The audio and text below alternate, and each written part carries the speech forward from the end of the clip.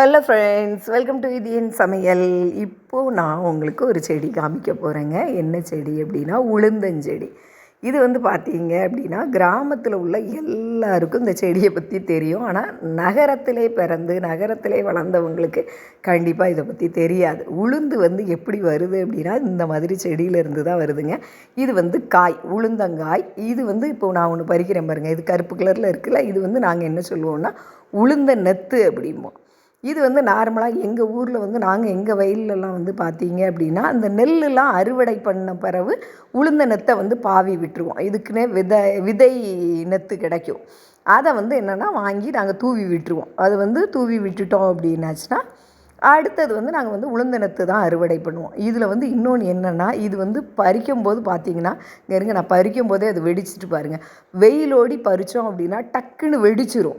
இது வந்து நார்மலாக எங்கள் வயல்லலாம் நாங்கள் போட்டிருக்கும்போது 5 மணிக்கெலாம் எங்கள் அம்மா எழுப்பி எங்களை கூட்டிகிட்டு போயிடுவாங்க. நான், எங்கள் அண்ணன், என் தங்கச்சி எல்லோரும் என்ன பண்ணுவோன்னா 5 மணிக்கு எங்கள் அம்மா எல்லாருமே வயலில் போய் நின்று அந்த உளுந்து நெத்து பறிக்க ஆரம்பிச்சிருவோம். எல்லாருமே அப்படி தான் பறிப்பாங்க. என்னன்னா 5 மணிலேருந்து 7 மணிக்குள்ளே பறித்து மூட்டையில் கட்டி நாங்கள் வீட்டுக்கு வந்துடுவோம். அது வந்து அதுக்கு மேலே போச்சுன்னா வெயில் அடிக்க ஆரம்பிச்சிடும். நம்ம கையில் இப்படி நெத்தை பறிக்கும் போதே டப்பு டப்புன்னு வெடித்து அது வந்து எல்லாமே கீழே போயிடும். நம்மளுக்கு உளுந்து கிடைக்காது. அதனால் காலையிலே போய் நாங்கள் வந்து பறிப்போங்க. அது ஒரு காலம், அது ஒரு இன்பமான ஒரு அதெல்லாம் வாழ்க்கையில் மறக்கவே முடியாதுங்க. இது மேலே வந்து நான் இப்போ கொஞ்சம் விளைஞ்ச காயும் பறிச்சிருக்கேன் பாருங்கள். இந்த காயுமே நார்மலாக என்ன பண்ணுவாங்க அப்படின்னா எல்லோரும் அந்த விளைஞ்ச காயை பறிச்சுட்டு வந்து அவிச்சு சாப்பிடுவாங்க. அவ்வளோ அருமையாக இருக்கும். கொஞ்சம் உப்பு போட்டு அது சாப்பிட்டா அவ்வளோ அருமையாக இருக்குங்க. டேஸ்ட்டு வேறு லெவலில் இருக்கும். உளுந்தங்காய் இது கருப்பாக இருக்கிறது நாங்கள் உளுந்த நெத்து அப்படிம்போம். இதில் இன்னொரு அதிசயம் என்னென்னா, நார்மலாக அந்த உளுந்து விதைக்கும் போது பார்த்திங்கன்னா கருப்பு உளுந்து தான் வாங்கி விதைப்பாங்க.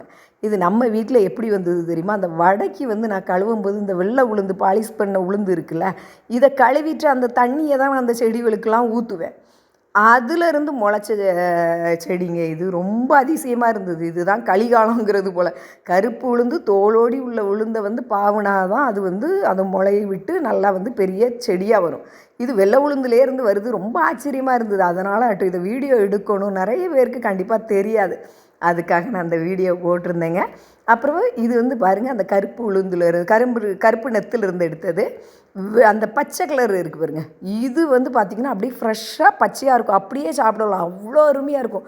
நனைய போட்ட உளுந்து சாப்பிட்டா எவ்வளோ அருமையாக இருக்கும், அதே மாதிரி தோலோடி இருக்கும்.